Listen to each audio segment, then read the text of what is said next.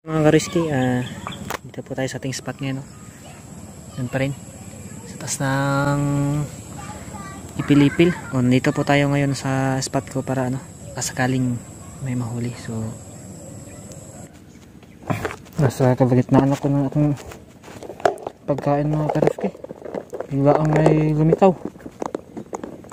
Siyempre respetuhan natin to, sayang din naman, may size na, baka matamaan.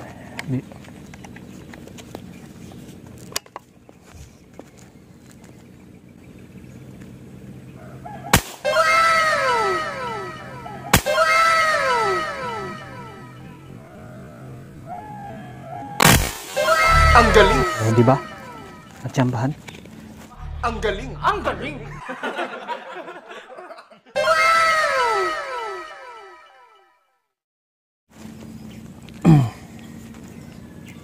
Sana maganda yung tama.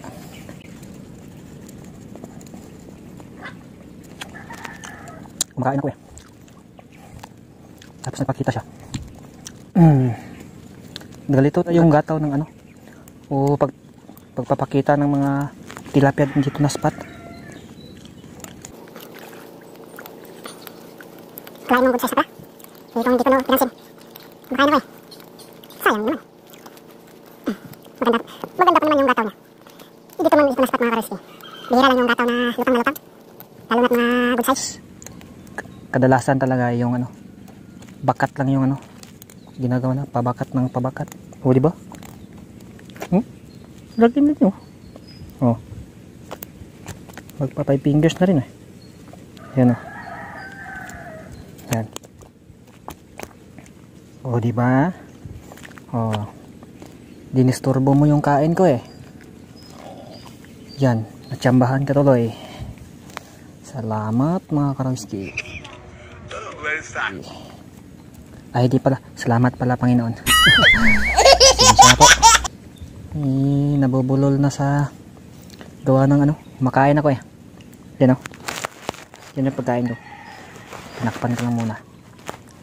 So okay, good size. Magpa 5 fingers na. Mabigat-bigat na rin.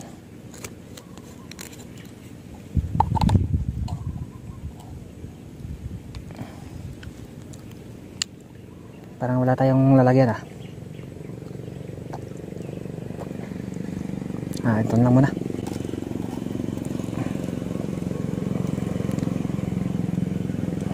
Basta 3 to 5 ng hapon. Yan yung yung paborito nilang gatawan. Ganyan sila dito banda na spot ko. Ganyang oras sila lumalabas.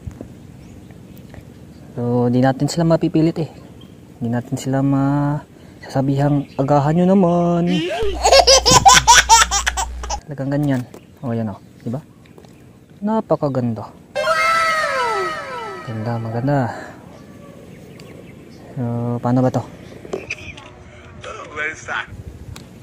Yun may nagpakita na naman. Sayang hindi ko na lagyan ng bala yung ko, airgun ko. Tabi ka muna, baka lalabas na naman. Basta ganito talagang oras. Ganito yung paborito nilang gatawat.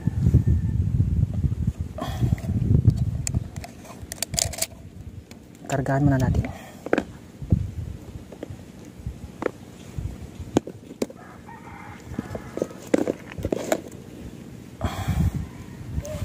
Sayang yun.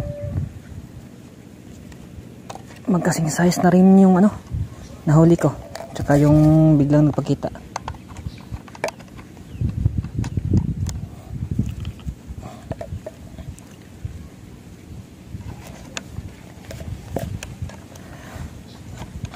Sana ba yan?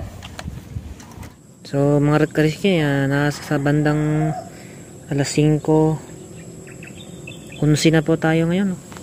Palubog na po yung araw.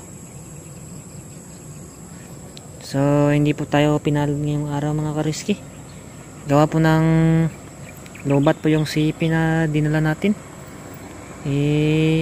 Palagi kong pinapatay Kaya kung merong magpakitang isda, hindi natin na bibirahan agad. Isa po yung nahuli natin. Ito lang po yun, oh. Yan. Pwede na din. Pero mas maganda sana yung nadagdagan. Kasi malapit ng mapatay yung sipi ko. So hanggang dito lang po. Salamat po sa inyong panonood.